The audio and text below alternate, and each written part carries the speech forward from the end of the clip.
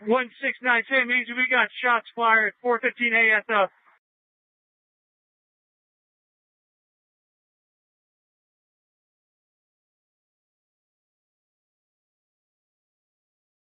And I want to get their analysis. Aaron Cohen, counterterror expert, former Israeli Special Forces guy and author of Brotherhood of Warriors, and Jim Hansen, president of Security Studies Group, former Army Special Forces.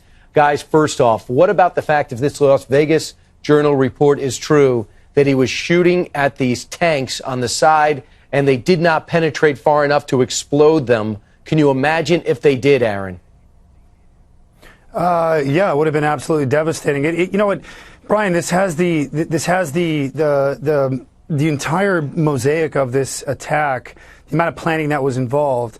If those bullets were found inside of those, I believe they're jet fuel tanks. If my sources are correct, that means that the amount of sheer blastery, or the size of that blast, had those actually gone off from the actual hits of those rounds. And again, those 223 or 5.56 rounds, 7.62 by 39 rounds. If there was an AK up there, I wouldn't be surprised if there was, or anything heavier. Had that tank have gone, this is Al Qaeda level destruction. And I'm sure Jim will agree with me. The amount of planning here is what's absolutely baffling me. And when you guys were talking about the chief at Las Vegas Metro believing that there was someone else involved, I have to believe that there's got to be someone else involved due to just the basic profile of the lunacy of this thing. I've got to believe there's something more. And what Aaron's saying, Jim, that's what the sheriff said. I don't have the proof. I don't have the guy.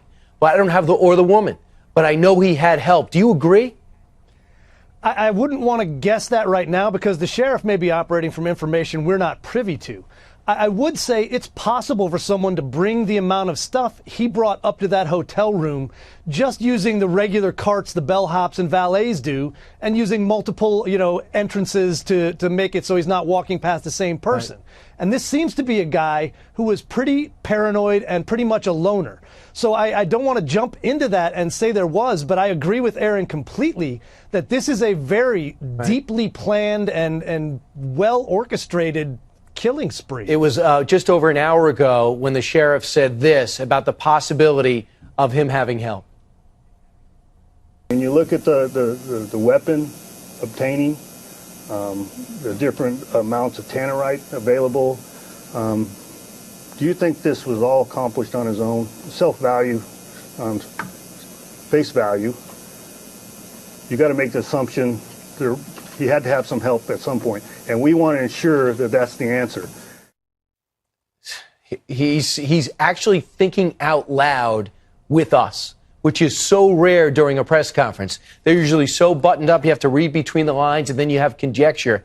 He's actually speaking, maybe because he's also been fantastic with us, with Sheriff Lombardo, speaking from the gut in front of us as if he's running through all the possibilities. Aaron, if you think about it, it looks like he wanted to survive. It looks like he wanted to escape.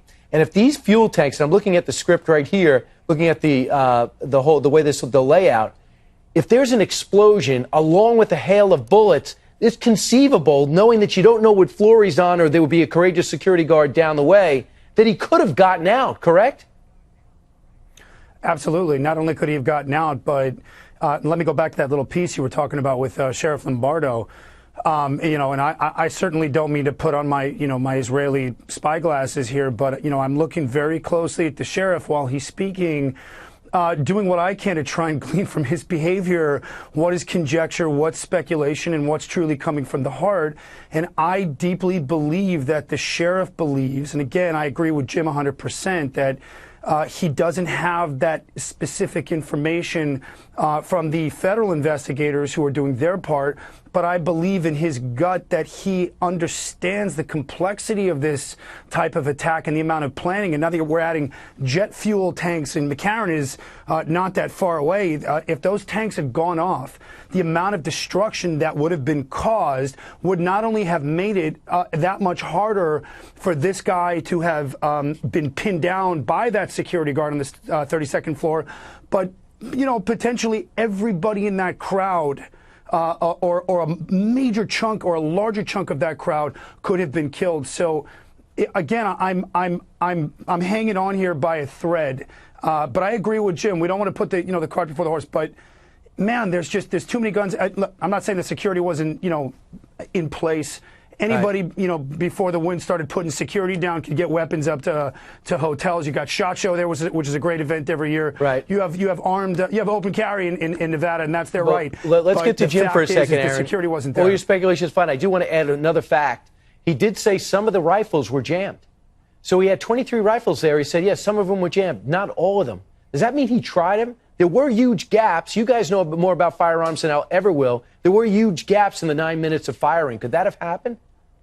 Oh, absolutely. I mean, one of the things that's going to happen when you're using those bump stocks or other ways to fire at an extremely rapid pace, those barrels are going to be smoking hot.